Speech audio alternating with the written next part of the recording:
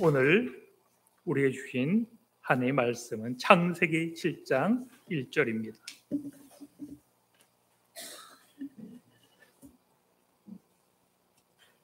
창세기 7장 1절입니다.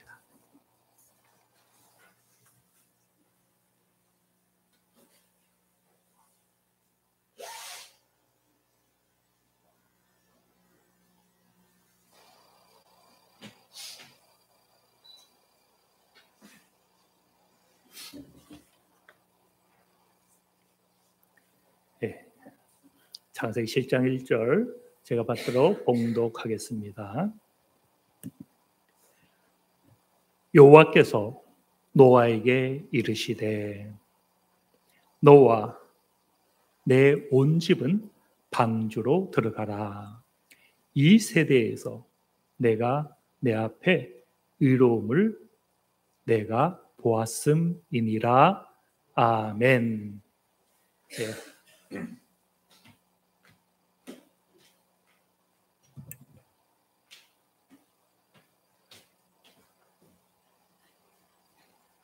오늘부터는 파워포인트를 제가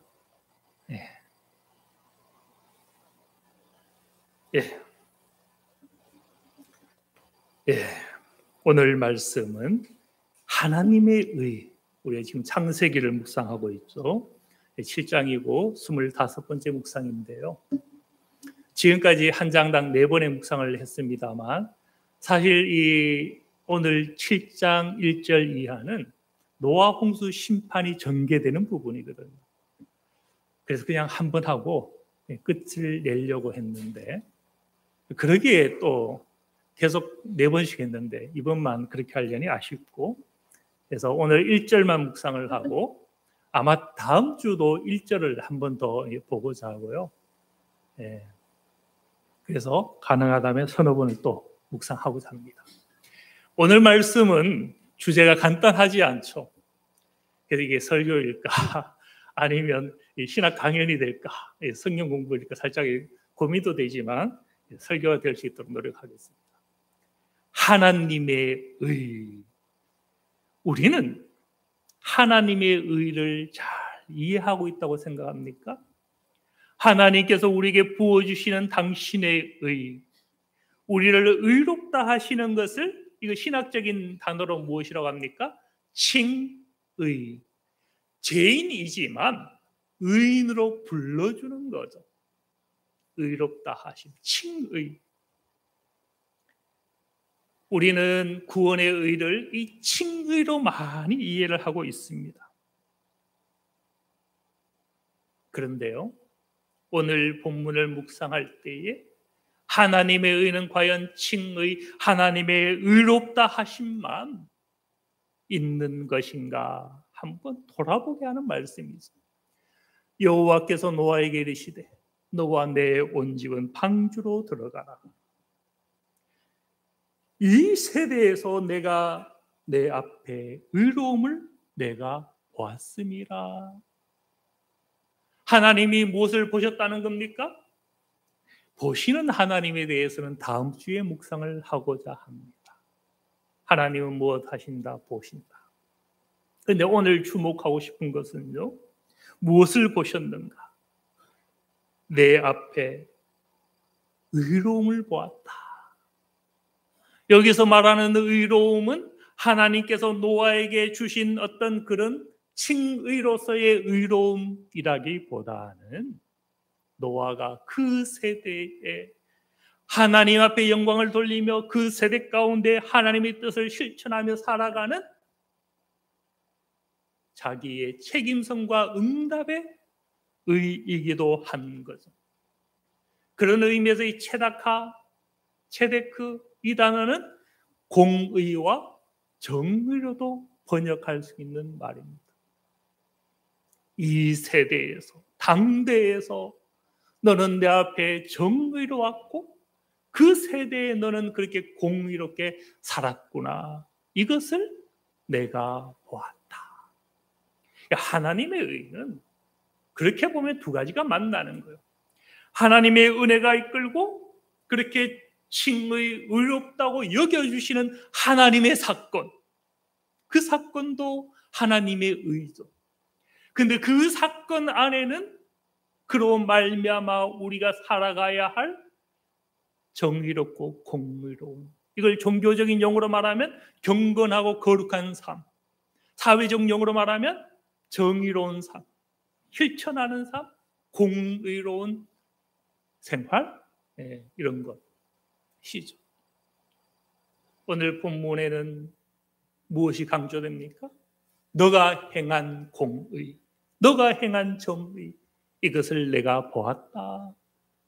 하나님의 의는 칭의만이 아니더라. 거룩하게 살아가는 우리의 성화를 함께 말씀하고 있는 것을 보는 거예요. 하나님의 은혜는요, 일방적이지만 않습니다. 이것을 물론 칼빈주의는 무조건적인 은혜라고 해석을 하기도 합니다만, 그 은혜 앞에 우리는 무엇합니까? 응답을 하죠. 찬양을 하고 응답을 하고 우리 삶이 바뀌고 돌이키고 새로운 삶, 거듭난 삶, 의인의 삶을 살게 되는 거죠. 그래서 성경을 상고해 보면 회개라는 것이 내 내면적으로 돌이킴만을 회개라고 말씀하지 않더라라는 거죠. 세례 요한이 광야에서 하나님 나라가 가까웠으니 회개하라라고 외쳤잖아요. 그런데 그 회개 앞에 청중들의 반응을 보면 한결같이 이와 같습니다. 그러면 우리가 무엇을 하리까? 많은 무리들이 세례 요한 앞에 나와서 했던 그 회개에 대한 응답은, 그러면 내가 무엇을 하리까? 회개가요, 내 어떤 양심에 대한 죄를 그냥 고백하는 것으로 끝이 나는 것이 아닙니다. 내 안에 어떤 문제를 하나님 앞에 토로하고 내어놓는 것으로 끝이 나는 것이 아니더라라는, 무엇을 하리까? 자기 삶까지 응답하는 것. 세리들도 마찬가지로 나와 묻습니다. 우리는 무엇을 하리까? 군인들도 나와 묻습니다. 우리는 무엇을 하리? 이게 회개예요. 성경에서 말하는 이것이 하나님의 의 안에 들어온 의이더라. 무조건 하나님이 저 위에서 내가 너를 용서했다, 세리도 용서했고 군인들도 용서했고 무리들도 용서했다, 그것만이 아닌 거예요. 그 안에 나는 무엇을 하리까? 진지하게 묻는 물음이 있는, 그게 진정한 회개고 그게 진정한 믿음이고 그게 하나님의 의에 참여하는 바른 방식이더라라는. 사도 바울이기 전에 사울일 때 다메섹 토상에서 주님이 사울을 찾아와 주여 누구시오니까? 나는 내가 박해하는 예수다. 그때 사울이 무엇을 고백했나요? 주님 잘못했습니다. 박해한 거 잘못했습니다. 그렇게 고백했나요? 주여 내가 무엇을 하리까? 물론 이 성경은 이 역사적인 모든 순간을 다 적지 않죠. 예수님과 12 제자가 공생의 3년간에 있었지만 그 3년의 하루하루의 모든 대화를 다 기록한 건 아니죠. 그렇게 보면 사울이 주님을 만났을 때 이 대화만 하진 않았을 수도 있어요. 그 앞에 자복하고 자기가 교회를 박해하고 스데반 집사를 죽이는 그 현장에서 주동자가 되고 이런 회개도 아마 콧물 눈물 흘리며 다 했을 수 있겠죠. 그러나 결정적으로 무엇을 놓치지 않았습니까? 주님 무엇을 하리까? 이걸 놓치지 않았죠. 진정한 회개, 진정한 믿음의 차원, 하나님의 의롭다 하심 앞에 있는 것은 주님의 찾아오심만이 있는 것이 아니라 그 주님 앞에 나를 내어놓고 응답하는 거기까지. 삭개오 역시 마찬가지였죠. 내가 내 집에 유하여야겠다. 삭개오는 이것은 없어요. 주님 내가 무엇을 하리까? 대신에 무엇을 해야 할지를 알았습니다. 주님이 오시는 순간 무엇이 생각났어요? 자신의 탐욕이 생각난 것, 자신의 욕심, 탐심이 생각난 거죠. 세금을 더 많이 갈취한 것이 생각이 난 거죠. 토색한 것이 생각이 난 거죠. 스스로 무엇을 해야 할지를 고백하는 거죠. 놀라운 것은요, 이걸 재밌다는 표현이 참 어울리지 않지만 재밌는 표현은 그것을 고백하고 나서 비로소 하나님의 의를 선포하더라. 오늘 구원이 이 집에 이르렀으니 아브라함 자손이 되었다라는 이 선포는 내가 무엇을 하리까? 거기에 대한 응답, 무엇을 해야 될지 결단하는 그 결단 앞에서 하나님의 의가 선포되더라. 우리가 하나님의 의를요 일방적으로 받기만 하면 그건 절반에 참여한 거예요. 진정한 하나님의 의에 참여일 수 없더라라는, 그 절반에 참여한 무리들이 성경에 보면 누구였습니까? 서기관들이었죠. 바리새인들이었고 제사장들이었고 레위인들이었죠. 그들은 무엇에 열심이었습니까? 율법을 지키는 것, 제사하는 것, 번제를 드리고 예배자가 되는 것, 거기에 집중했죠. 종교적인 것에는 자기의 모든 것을 다 바쳤죠. 그런데 그들에게 주님께서 하신 말씀은 무엇이었어요? 독사의 자식들아, 책망 뿐이더라. 그들은 하나님 앞을 향했지만 무엇을 놓쳤습니까? 자기 주변을 다 놓쳤죠. 하나님의 은혜로부터 소외되고 떨어져 나갔던 자기 백성들 판단하기만 했지 돌보지는 않았더라. 우리는 과연 오늘 하나님의 영생에 이르는 하나님의 의에 참여할 때에 과연 어떤 심령으로 참여하고 있는가? 그래서 이 바리새인들을 주님께서 보면서, 서기관들을 보면서, 레위인들과 제사장들을 보면서 결국 무슨 비유를 하셨나요? 우리가 너무 자주 인용해서 또 이걸 인용해야 될까 고민하긴 했지만, 선한 사마리아인의 비유를 주님께서 하셨잖아요. 거기 누가 등장합니까? 제사장이 등장하고, 두 번째 누구죠? 레위인이 등장하죠. 세 번째 누가 등장합니까? 사마리아인. 한쪽은 가장 종교적인 사람, 한쪽은 가장 종교적이지 못한 죄인이었어요. 이 사마리아의 비유 시작을 우리가 성경에서 가만히 찾아보면요, 여기서 시작해요. 영생에 대한 질문. 무엇을 하여야 영생을 얻으리까?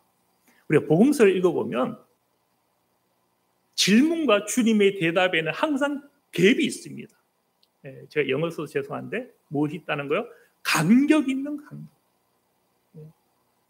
그래서 주님께서 종종 성경을 보면, 뭐 요한복음이나 뭐 누가복음에 보면 저들이 질문하잖아요. 주님께 그대로 대답하는 예가 거의 없습니다. 그 질문 자체를 바꾸어 주셔요. 왜요? 인생은 무엇 할지도 모른다? 답을 모르는 것이 아니라 질문조차도 할 줄 모르더라. 그런데 이 누가복음에는 그 질문을 고치지 않아요. 무엇을 하여야 영생을 얻으리까? 그러면 우리 생각에 믿어야 영생이지 무엇을 해야 영생 얻는 거 아니야 라고 하셔야 될 것 같은데 그렇게 대답하지 않았어요. 오히려 그 말씀을 받아서 주님은 가르치시고 말씀해주고 내 대답이 옳도다까지 말씀하시고 인정하셨거든요. 질문이 잘못되었다라는 것이 아닌 거죠. 그러면서 28절에 보면 이렇게 말씀했죠. 아직 사마리아인의 비유가 등장하기 전입니다. 이 부분은 사마리아의 비유가 나오기 전에 동기부분.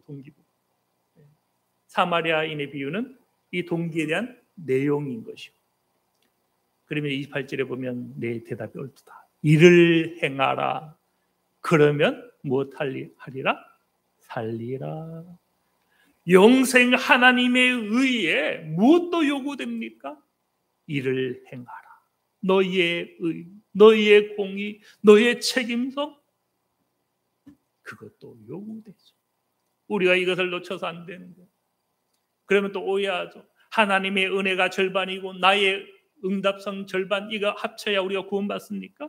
그러면 제가 오늘 또 설교지 죽 쓴 거죠. 은혜가 전부죠. 근데 이 전부 안에 무엇이 포함이 된다? 우리의 책임성, 응답성이 포함돼요. 은혜가 임하면 우리는 행하는 삶이 될 수밖에 없는, 하나님의 은혜가 부어지면 우리는 돌이킬 수밖에 없는데, 그 돌이키는 것은 우리의 옛날의 모든 습관으로부터 등지고 새로운 삶을 살게 되는, 그러니까 주여만이 아니라 우리 삶 자체가 완전히 바뀌는 거예요. 그래, 하나님의 의를 이야기할 때에 그가 부어주는 은혜일 뿐만 아니라 거기에 합당하게 살아가는 나의 공의와 정의도 중요합니다.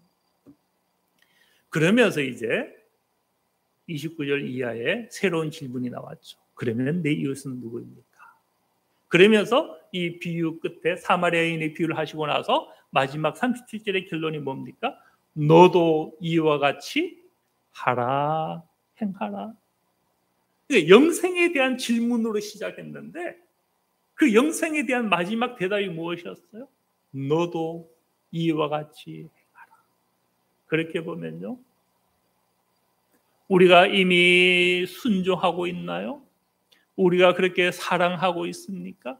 사랑과 용서와 품고 함께하고 이웃과 더불어 내가 혹 종교적인 제사장적인 역할 혹 좀 부족하고 레위인처럼 혹 그렇게 하지 못해도 남들이 열심히 하는 성경 공부 내가 혹 부족하고 예배가 혹 부족하고 어떤 의미로 헌물이 부족하고 혹 그럴지라도 내가 더불어 주님의 은혜와 사랑을 나누며 그렇게 사랑과 그렇게 인내와 그렇게 더불어 살아간다며 그것이 무엇과 상관이 있다는 거예요? 하나님의 영생에 하나님의 의에 참여하는 것과 다르지 않더라. 하나님의 의는요, 또 이것도 우리가 많이 인용하지만 1만 달란트 비유와 같다. 왕이 1만 달란트 빚진 자를 탕감해 줬죠. 달란트는 어린아이 몸무게 한 30kg대라고 이야기하니까요. 만약에 그 달란트가 은이나 동이 아니라 금이라면 그것은 인생이 평생 몇 대, 1000대를 다 자기 후손해도 갚을 수 없는. 그러면 작은 반지 하나만 길에서 주워도 그게 얼마입니까? 예? 한 100만 원 합니다. 예, 황금은 그렇더라고요.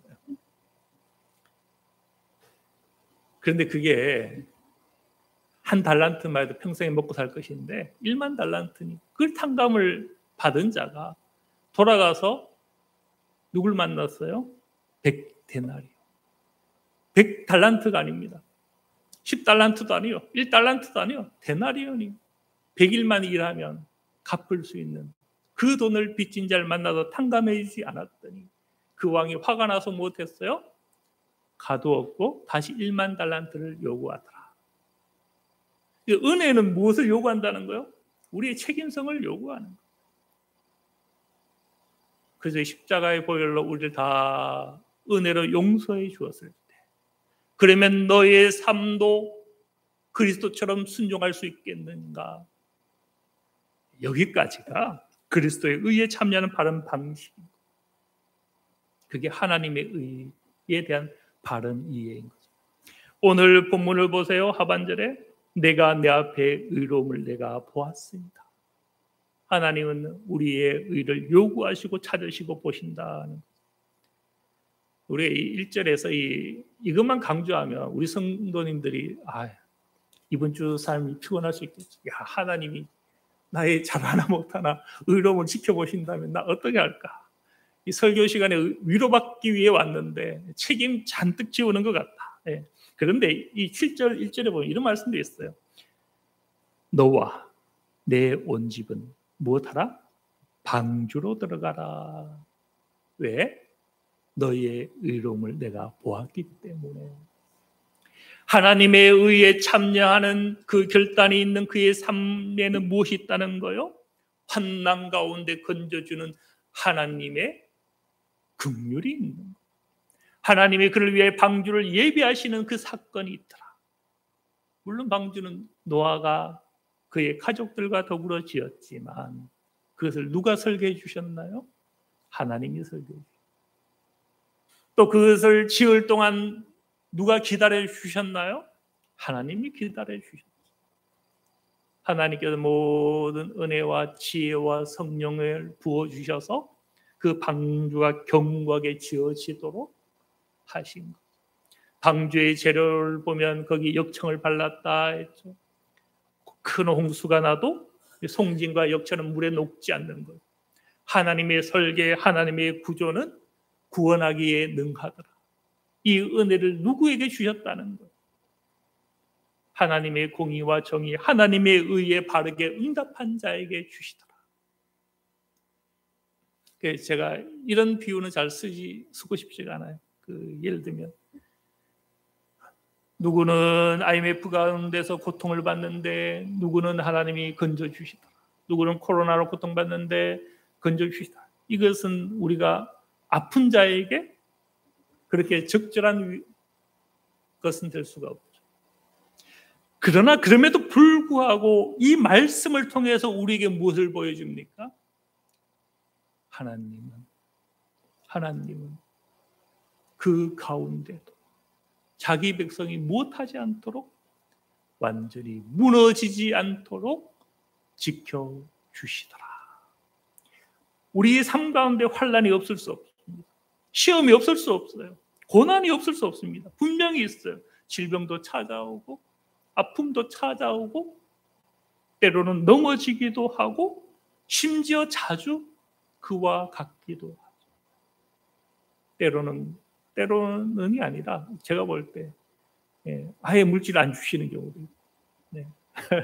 그런데 그럼에도 불구하고 하나님은 자기 가운데 순종하는 자에게 무엇을 예비하신다? 방주를 예비하신다. 그 은혜를 주시더라. 우리가 이것을 알면 하나님의 의가 나의 책임성을 함께 요구하는 것임을 우리가 안다면 또 그 책임성 가운데 응답할 때에 비록 환난이 고난이 어려움과 시험이 혹 있을지라도 완전히 무너지지 않게 하나님이 거기서도 은혜를 베푸시고 방주와 같은 구원 사역을 예비하신다면 우리는 이 하나님의 의를 붙잡아야 되는 거죠. 이처럼 은혜와 책임성은 함께 가야지 둘이 아니더라. 그래서 은혜의 주어는 누굽니까? 하나님의 은혜죠. 근데 책임성의 주어는 누구겠어요? 우리죠. 우리의 책임성. 은혜는 전부라고 말해도 틀린 것은 아니지만 그 은혜 안에 우리의 책임성이 포함이 되는 거죠.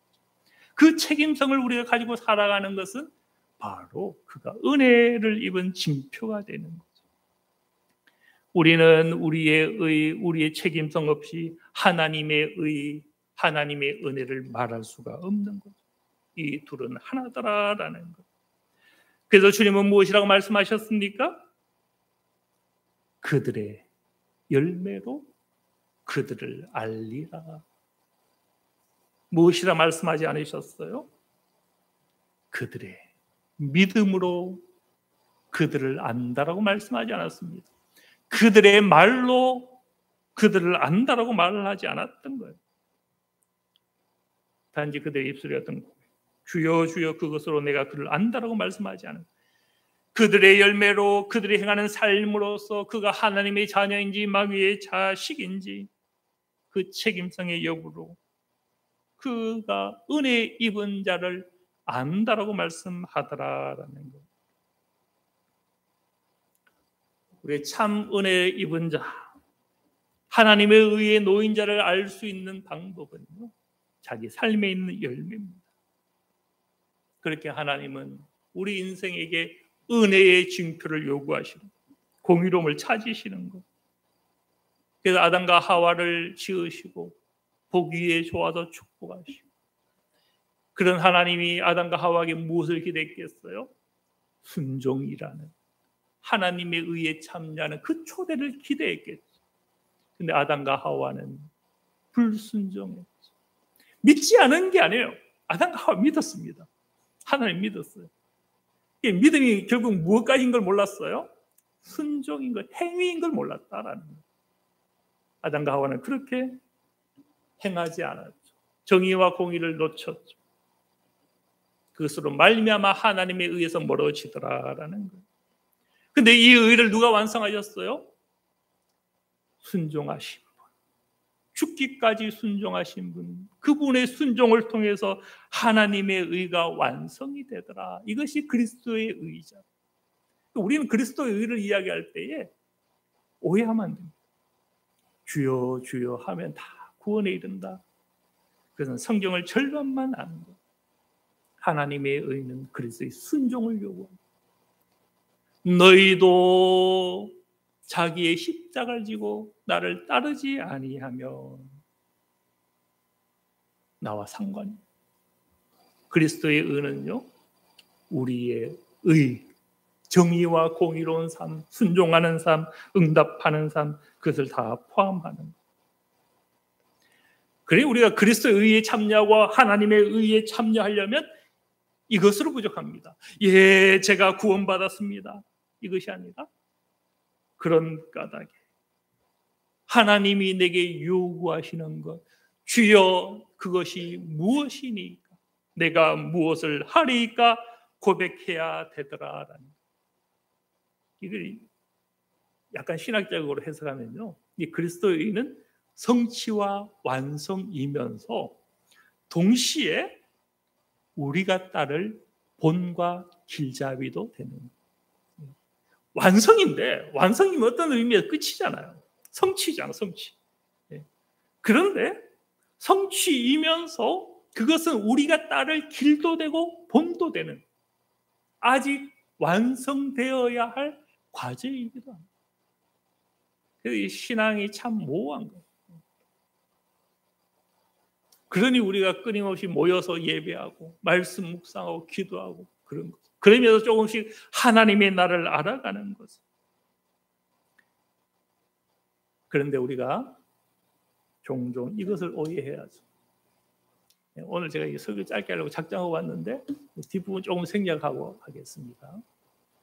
우리 로마서 1장 17절 말씀을 읽을 때에 자주 놓치고 실수하는 것, 그것 때문에 우리가 믿음을요 자주 오해합니다. 복음에는 하나님의 의가 나타나서 믿음으로 믿음에 이르게 하나니, 기록된 바 오직 의인은 믿음으로 말미암아 살리라. 사도 바울이 로마서에 이것을 이야기했는데요. 근데 많은 이들은 여기서 오직 무엇만을 강조합니까? 오직 믿음으로. 오직 믿음으로라는 구호가 우리에게 얼마나 좋습니까? 좋은데 거기 사실 무엇이 포함되어 있어요? 믿음으로 말미암아 살리라.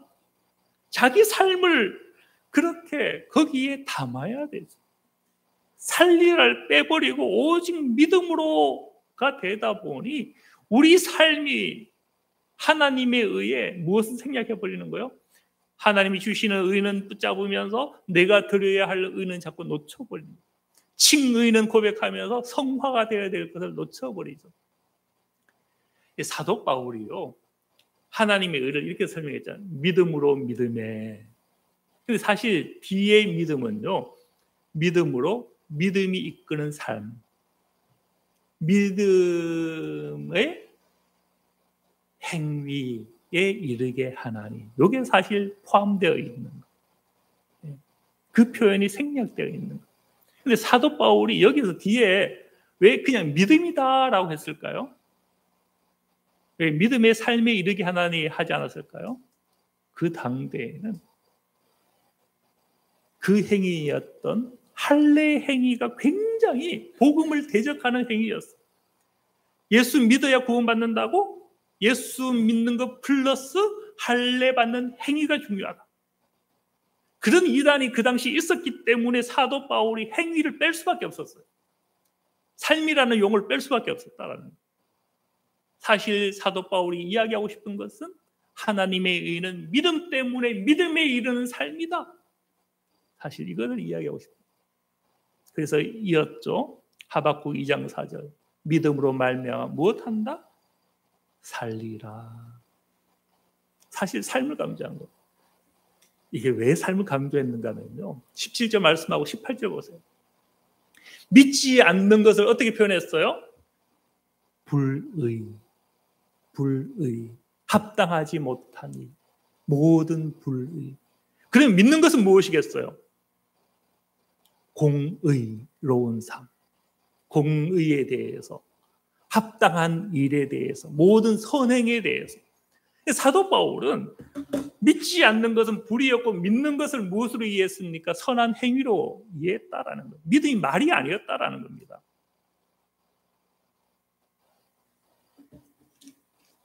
그래서요, 이 1장을 이렇게 막 이야기하고 나서 2장에 보면요,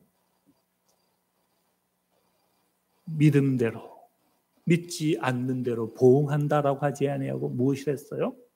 그 행한 대로. 제가 다 적고 싶었지만 1절 이해 다 마찬가지. 선을 행하는 자 영생으로, 불의를 따르는 자는 진노와 분노로, 악을 행하는 사람은 환난과 공고로, 선을 행하는 사람에는 영광과 존귀와 평강. 믿음으로, 믿지 않음으로라고 하지 않았어요. 여기서 사도 바울이 믿음은 무엇이다는 거요? 선을 행하는 것이고, 믿지 않은 것은 무엇이다는 겁니까? 불의를 행하는 것이고. 사도 바울은 믿음과 행함을 분리하지 않았다라는 거예요. 로마서 믿음의 장이 있잖아요. 그런데 사도 바울은 알고 보면 삶을 강조하고 있는 거예요. 우리가 이 믿음의 영역 가운데 온전히 출입하는 그런 은혜가 있으시기 바랍니다. 그래서 이것도 생략하겠고요. 이것도 생략하겠는데 다음에 한번 보겠고요. 요것만 보고 말씀을 일단 마치고자 합니다. 그래서 우리 구약을 가만히 묵상해 보면 하나님은 하나님의 의만을 말씀하신 것이 아니라 다윗에게 무엇을 요구하셨어요? 다윗이 모든 백성에게 정의와 공의를 행할세. 하나님이 다윗을 얼마나 사랑했습니까? 다윗은 하나님을 경외했고 믿었죠. 그 응답의 내용이 무엇이었습니까? 사무엘하 8장 15절에 보면 다윗의 모든 통치를 한마디로 정리한 것이 다윗은 왕으로서 섬길 때의 정의와 공의를 행하더라. 다윗의 아들 솔로몬도 마찬가지였죠. 스바 여왕이 솔로몬을 봤더니 어떤 사람이었습니까? 하나님은 당신을 세워서 왕으로 삼으셨고 정의와 공의를 행하게 하셨도다. 하나님의 백성의 징표는 정의와 공의였죠. 신명기 23장 13절에 보면 하나님은 자기 백성에게 무엇을 요구합니까? 해질 때 그 전당물을 돌려주라. 그가 가난하여서 잘 때 입고 잘 것이 없다면, 가난한 자 입을 입겠어요? 옷을 입어야, 겉옷을 입어야 그게 추위를 이기고 잘 수 있는 방법이었죠. 그 일이 내 하나님 앞에서 의가 될 것이다. 하나님의 의는 하나님과 나 사이만의 문제가 아니라 그 은혜로서 이웃 가운데 어떤 관계로 살아갔느냐를 포함하는 시편 72편 1절도 마찬가지예요. 주의 공의를 왕의 아들에게 주소서. 하나님의 의만 머물러 있으면 안 되는 거예요. 그 의를 우리가 받아야 되는 거예요. 아들과 딸에게 주소서, 나에게도 주소서. 그것이 하나님의 의의 바른 참여인 거죠. 아모스 5장 15절도 말씀하죠. 너희는 악을 미워하고 악한 행동을 미워하고 선을 사랑하며 성문에서 정의를 세울지어다. 그렇다면 너가 하나님의 긍휼 앞에 놓을 것이다. 하나님의 용서하심, 하나님의 긍휼, 하나님의 자비, 하나님의 의 앞에 놓이기 위해서 우리도 무엇하라라는 거요? 너희의 의를 행하라라는 거예요. 그래서 시편 85편 10절은 참 놀라운 메시지인데요. 사실 이것을 해석하기가 어렵고 이 시간이 아니라 별도 요것만 가지고 나눠야 될 것 같아서 길게 묵상하지 못하지만 만난다라는 인애와 진리가 여기서 어렵다는 이유가 이거예요. 이 인애는 사람의 인애일까 하나님의 인애일까? 그런데 둘이 만난다. 이렇게도 해석해 볼 수 있죠. 사람의 긍휼, 하나님의 진리가 만나고 반대도 가능한 거예요. 우리가 긍휼히 여길 때 하나님의 진리가 우리 가운데 부어지고 그 초대에 참여 둘은 만나는 거예요. 의와 화평이 서로 입맞추고 너희가 공의롭게 살 것인가? 거기에 하나님의 샬롬이 부어질 것이라고 이해할 수 있는 것이고 반대죠. 하나님의 의 앞에 오려면 너도 이웃과 더불어 화평하라. 그래서 무엇이 하나님의 의고 무엇이 사람의 화평일까? 아니면 그 반대일까? 해석하기 어렵다라는 거예요. 그러면서 말씀하죠. 진리는 땅에서 솟아나고 의는 하늘에서 굽어보다. 이건 해석이 가능해요. 땅에서 무엇이 있어야 됩니까? 하나님의 진리 가운데 순종하는 삶이 필요한 거죠. 그럴 때 하나님의 의롭다 하심이 우리에게 부어지는 하나님의 의의 인침이 만난다라고 성경은 말씀하고 있죠. 하나님의 의는 반쪽이 아닙니다. 그의 의 앞에 나아갈 때에 우리도 무엇해야 되는 거예요? 정의롭고 공의롭고. 이거 이데올로기가 아닙니다. 뭐 정의당 이야기가 전혀 아닌 거예요. 그쪽으로 가면 문제가 제가 지금 할 말이 또 계속 나와요. 정의를 이야기하지만 정의롭지 않은 사회잖아요. 그러니까 이 이데올로기 상관없이 성경에서 하나님의 의는 무엇을 요구한다는 거예요? 우리의 사랑과 긍휼과 정의와 자비와 공의와 그런 것을 요구하는 거죠. 또 그런 삶에는 무엇이 있다는 거예요? 그를 위하여 환난 가운데 방주를 예비하시고 초청하시는 은혜가 있다. 또 이걸 오해하면 안 됩니다. 그럼 환난이 없어야 하나님의 은혜에 참여하고 의에 참여한 자입니까? 또 그건 아닙니다. 환난은 있을지라도 완전히 넘어지지 않게 하시는 하나님의 의의 초대가 있는 것. 우리가 이렇게 하나님의 의에 온전히 참여함으로 환난 가운데 건짐을 입고 그 모든 손의 수고가 복되고 그 세상과 그 은혜를 나누는 저와 여러분들 다 되시길 바랍니다. 기도합니다. 하나님 아버지, 우리가 그리스도의 의를 오해해서 내가 받은 은혜가 값진 줄은 알았지만 그 은혜대로 살 것을 놓치고 응답하며 화답하며 그렇게 살지 못한 혹 우리의 삶은 아니었습니까? 하나님께서 노아의 하나님 앞에서 그 세대에서 의로움을 보셨던 것처럼 오늘 우리를 돌보실 뿐만 아니라 우리가 의로 살아가기를 원하심을 우리가 말씀에서 분명히 보았사오니 하나님의 의를 가지고 가정을 섬길 줄 알게 해주시고 이웃과 친족을 섬길 줄 알게 해주시고 이 세상 가운데 하나님의 의를 자랑할 수 있는 우리 하나교회와 온 권속들 다 되게 하여 주시옵소서. 그런 우리에게 하나님의 방주의 선물을 항상 허락하여 주시옵소서. 환난과 시험과 넘어짐에서 우리를 건져 주시고 붙들어 주시고 우리로 은혜를 입게 하여 주시옵소서. 감사드리며 예수 그리스도의 이름으로 기도드립니다. 아멘. 찬송가 285장입니다.